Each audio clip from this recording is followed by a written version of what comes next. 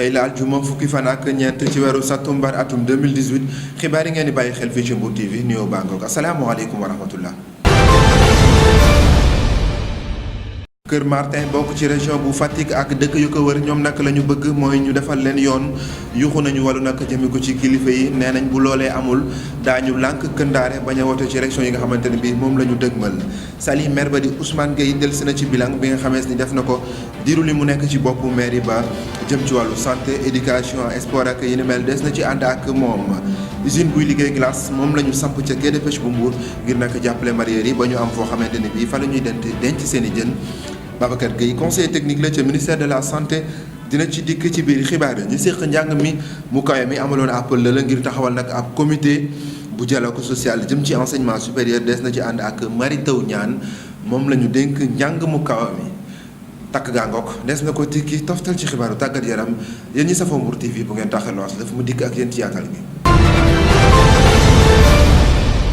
téléspectateurs yu Mbour TV dal leen jàmm ci xibaar yi ni ma ko waxee woon ci ndorteel yi. Kër Martin la ñu jëm foofee nag bokk ci région bu Fatick ak dëkk ya ko wër ñoom nag la ñuy ñaxtu mooy ñu defaral leen seen yoon bi daal di leen koy goudroneel Cheikh Dione yor seen kàddu ne bu loolee amul daañu lànk këndaare bañ a wote ci élection yi nga xamante ni bii moom lañ dëgmal ci weeru février atum 2019 dañuy ànd déglu Cheikh Dione yor seen kàddu ci micro Djibi Diop Ndiaye Saliou Faye. Président de la République Macky Sall yow la ñuy waxal te xam nga fi ñu taxaw nii. di ka na joyin yow xamee nga ko place bi yow président de la république xamee nga ko xam nga li tax ñu taxaw fii tey ndaxte yow président de la république yow yaa fi nekkoon ministre ñëw fii population joyin fidèle taxaw fii di la jàppale nga ñëw fii nekk candidat présidentiel 2012 ñoom ñu taxaw di la jàppale yaakaar naa ni yow président de la république bi nga fi ñëwee affaire yi dafa xiin yow xam nga bu baax ni mu demoo woon kon donc président de la république nga ñëwati Fatick am loo fi wax promettre population wu Kër Martin waxal jam mbeeti joyin Toucar nga ne leen seen yoon bii man dinaa ko goudronner président de la république est-ce que def nga ko. Est-ce que def nga ko président de la république tey bu ay pa ay jeunes toogee fii taxaw di métitlu c'est parce que yow respecté woo sa kaddu kon donc dañ la koy wax président bu respecté wul population kenn du ko respecté laa wax li ma ciy teg mooy yoon bi dafa amal solo. population wu Fatick population wu Diourbel waxatuma la joyin Toucar waxal jam Kër Martin waxatuma la ñooñu kon donc li ñu lay wax mooy président de la république yoon bi nga goudronel ñu ko te élection mi ngi ñëw li ñu lay wax nag mooy te population bi yëpp moom la ñu wax mooy bu fekkee suñu yoon bi goudronné woo ko yow président de la république yaakaar naa ne élection yi di ñëw population bi taxaw fii du ñu voté dara. maire bu Saly di Ousmane Gueye dikk ci bilan bi nga xamee ni def na ko diiru li mu nekk ci boppu mairie bu Saly jëm ci wàllu santé wér-gu-yaram wàllu éducation njàng ak njàngale wàllu sport di tàggat yaram ak yeneen yi ni mel moom maire bu Saly di Ousmane Gueye séqoon waxtaan bu yaa ak suñu directeur Djibi Thiombane kàddu yi la ko wax dañ koy déglu. nga man en général li may wax bariwul li may jëf moo ëpp li may wax mais jàpp naa ne comme ni nga ko xamee woon depuis ma nekk PCR bu Malicounda rek tey la waalo gën a ay maanaam fexe ba nekk ci soxlay askan wi maanaam fexe ba lépp loo xam ne jumtuwaay la bu askan wi war a jariñoo ma fexe ba mu jige leen te yow xam nga samay priorité sama priorité dafa bokk ci éducation sama priorité dafa bokk ci wàllu santé sama priorité dafa bokk ci wàllu hydraulique ak électrification jàpp naa ne kii bi nga tiim ne rek note bu ndaw bi nga tiim nii rek mu ngi lay won ay montant yoo xam ne école primaire bu bees bu ma war a tabax fii si Saly Portudal pour vraiment mun a déplacer école bi pour di programmer construction stade municipal bi. Gis nga aussi ñu def si construction benn poste de santé bu nekk diggante Saly Bambara ak Saly Ñax-Ñaxal ak quartier yi nga xam ne ñoom ñoo leen wër yëpp ñu war fa tabax benn poste de santé.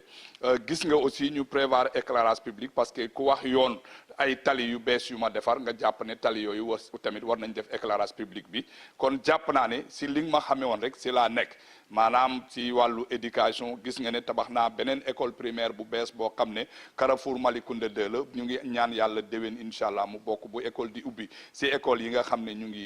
ngi ubbi boobu bokkul sax ak école primaire bi nga xam ne ça fait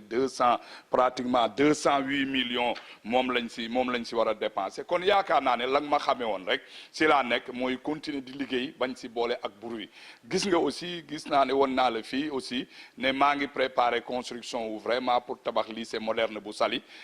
jàpp naa ne aussi woon naa la vraiment place publique bi nga xam ne bëgg naa ko tabax si route ñax-ñaxal bi boo ñëwee ba ñëwee Saly tourné di dem. ñu ngi ñëfe si poste de police bi ñu ngi pratiquement ñu ngi si finition yi sa temps bu leen ko mayoon sax mun nañ fa dem ngeen ñu ngi carrelé ñu ngi monté bunt yi ñu ngi monté grilles yi yaakaar naa daal d'ici quelque temps incha allah comme niñ ko waxee woon rek waa ministère ne leen dinañu tabax si suñu moyen bopp def équipement si suñu moyen bopp dinañ ko def du yàgg pour mun a demander le ministre mu doté ñu vraiment personnel bu doy boo xam ne bii dana mën a ñëw renforcer la gendarmerie jàppale leen si liggéey bu rëy bi nga xam ne gendarmerie mu ngi koy def di profiter aussi di demander le ministre forces armées ak général bi ñu vraiment Saly brigade bu Saly ñu def ko vraiment brigade spéciale parce que Saly mérito na am brigade spéciale par rapport ak vraiment fi mu féete si Sénégal. mu doon Ousmane Gueye maire bu Saly doon addu jëme ci bilan bi nga xamante ni bi def na ko diiru li mu nekk ci bopp bu mairie bu Saly ñu wax leneen ab usine buy defar glace moom la ñu samp nag ca quai de pêche bu Mbour ngir gën a mën a dimbali mareyeurs yi ba ñu am foo xamante ni bii fa la ñuy mën a denc seen i jën Babacar Gueye ab conseil technique la ca ministère bi yor napp gi te Omar Gueye daal di koy jiite Babacar Gueye ay kàddoom mu ngi. message bi mooy féliciter entreprise bi parce que moom mu ngi si li président bëgg. c'est-à-dire fexe ba pêcheurs yi yuy dem géej d'abord am glace mu am disponibilité glace bu ñu paree si loolu bu ñu débarquer aussi mareyeurs yi mun a utiliser glace bi pour préserver lu ñuy wax la qualité du poisson pour consommateurs yi mun ko jot mais loolu dafa fekk aussi état bi réfléchir na si projet bu am importance boo xam ne qui consiste di implanter fukk ak juróom-ñeent complexe frigorifique yoo xam ne si biir Sénégal lañ koy def zone maritime bi dina si am 10 te Mbour si la bokk Kayar si la bokk am na aussi yeneen région comme ay Potou yooyu ba Kafountine mais zone continentale bi aussi comme ay Kanel comme ay Aéré Lao Bakel ak Kaffrine aussi ñoom aussi dinañ si am parce que président lu mu bëgg moom mooy fu Sénégal lay toll mun a jot si jën bi. experts yi wax nañ ko ne bu fekkee complexe yooyu amul xam nga. gouvernement bi mu ngi góorgóorlu di defar ay quai de pêche ay aires de transformation di def ay marché central au poisson mais aussi beneen volet bi c'est extrêmement important moo tax président xalaat ne volet conservation bi dañ ko war a renforcer par la mise en place et la réhabilitation des complexes frigorifiques te si loolu lay liggéey et la entreprise bi bu ñu yëgee ne ñëw na di fi implanter fabrique de glace bu mel nii dañ siy kontaan parce que aussi privé bi aussi état bi mënul def lépp privé bi il faut mu ñëw jàpp si de commun accord quand même ñu mën a réaliser la vision du président de la République. bu ñu jógee foofu dañ naan coowu ca Saly ab lël la ñu fay amal ngir taxawal nag ab comité social buy ëmb ñi nga boo xamante ne bi dafa ëmb ñi yëngu ci jàng mu kawe mi naka la ñuy def ba wàññi jafe-jafe étudiants yi nga xamante ne bi moom la ñuy dund Innocence Ntap Ndiaye njiital au conseil bu dialogue social ma nga fa woon ay kàddoom Djibi Diop Ndiaye Saliou Faye ñoo ñu ko dégtal. dañu fi ñëwoon tey ak ministre Mary Teuw Niane ci ndigalam aussi pour mën a seet nu ñuy tegee fii ci secteur am benn comité dialogue social maanaam benn kuréel boo xam ne ñëpp ñoo xam ne dañu nekk ci université ñu mën a toog di waxtaan réforme yaa ngi nii yeneen ponk yaa ngi fii condition étudiant yaa ngi fii. enseignement supérieur dafa nekkoon ci éducation et formation te moom gis na ni objectif yi ak mission am dafa laaj ñu génne ko foofu pour mën a sampal ko comité boo xam ne comité secteur bi kese la mais loolu dafa laajoon renouvellement ba pare ñu ceytuwaat comité boobu biñ ko defee ak Serigne Mbaye Thiam moom si boppam mu bindaat beneen bataaxal ne nag léegi moom mën na dem ci ni muy defee comité bi secteur enseignement supérieur mais loolu tamit pour ñu yegg si dialogue social dafa am ay kuréel ñoo xam ne ñoo ko seq donc étudiants yi si la ñu bokk gis ngeen tey seen teewaay fii personnel administratif yi si la ñu bokk ñoom tamit ñëw nañu fii recteurs yi nga xam ne seen autonomie dafa am benn ay kuréel yoo xam ne ci yoon université yi dañu am autonomie donc loolu mu nekk lépp loo xam ne nañ ko nar a saytu balaa ñuy yegg si lii parce que bëgg a def dara baax na waaye nag boo koy def na nga koy seq ak ñi nga ko nar a seqal te ministre bi loolu la def dafa def li ñuy wax ci tubaab démarche inclusive comme ça bu ñu fi jógee tey ba def fi secteur bi ba yàlla dimbali ñu ba ñu teg ko léegi lépp loolu dañ koy waxtaanee ci biir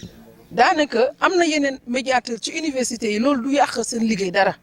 dinañ fa nekk parce que université dafa nekk lu jax ñun ñëpp jàng nañu ñun ñii Cheikh Anta Diop ñu formé ñun ñëpp jaar nañ ci jafe-jafe yi donc dama ciy sant aussi étudiants yi. ci loolee la ñuy des ba léegi jëwriñ ji amee njàng mu kawe mi ni nag bëgg na balaa octobre bi di jeex ñu orienté ñi nga xamante ne bii ñooy étudiants yi nga xamante ne bi dañoo am bachelier yi dañoo am bac yàggul dara ngir nag bañ benn jafe-jafe daal di am ci njàng mu kawe mi aussi dinañ fexe ba respecté li nga xamante ne bii mooy seen i engagement jëmee ko ci ñi ko seq ak ñoom Mary Teuw Niane ay kàddoom ci micro Djibi Diop Ndiaye Saliou Faye. ministère économie et des finances ci loi de finances rectificative bi nga xam ne jàll na jox na enseignement supérieur ñetti milliards yooyu nag dañu dajale kuréel yi nga xam ne ñi yor daara yooyu ñoo ko seq ñetti kuréel la muy CPES FEPES ak CGE ñu waxtaan ak ñoom ba d'accord ñetti milliards yooyu nan lañu koy séddalee bu loolu paree ñu defar décision yi ma signé ko mot na léegi ay bés ñu yónnee ko ministère économie et des finances ngir mu jaar fi mu war a jaar ba ñu fay leen. dimanche bi weesu la ñu pare suñu campagne ngir xale yi bindu ci Campusen wante ren dañu indi lu bees moo di xale yi dañuy bindu ci Campusen jëmale ko ci université yi ak école yi nga xam ne nguur gi moo ko moom ak université ay école yi nga xam ne ay nit mbaa ay kuréel ñoo ko moom ñu koy wax établissement privé bindu nañu nag pare nañu bindu bi am nañu ci mbégte bu baax ndax ci juróom fukki junni ak juróomi junni ñi am bac juróom fukki junni ak ñeenti junni bindu nañu li ci des mooy ñaari junni yooyu day ay xale yoo xam ni mun na am dañu bëggul wala am nañu ñoom yoon bu ñu jublu ñoom daal dugguñu ci Campusen ne ràññee nañu ci aussi juróom-ñaari téeméer yoo xam ni ñoom tàmbali nañu bindu wante àggalewuñu ko donte nag yokkal nañu leen benn semaine léegi nag suñu paree ci loolu Campusen direction générale de l'enseignement supérieur di yónnee liste université bu nekk listam. jërëjëf Djibi Diop Ndiaye ci loolee la ñuy ndar képp xibaar yi di ñaanal maam Abdou Aziz Sy Dabakh yàlla na yokk ay leeram tàbbal ko ci àjjana yi nga xam àjjana yi gën a kawe àjjana yi firdawsi mbokk yi téléspectateurs yi fii la ñuy ndarkee xibaar yi laataa ma yëkkati jotaay bi faw ma gërëm ñu si jàpp ba mu yemb gërëm it yéen ñi ñu sopp safoo ñu di ñu teewlu fii ci Mbour TV ëllëg laay dellusiwaat bu ci yàlla ànde laataa loolu wéy leen di ànd ak suñu ay programme ci www.mbourtv.net jërë ngeen jëf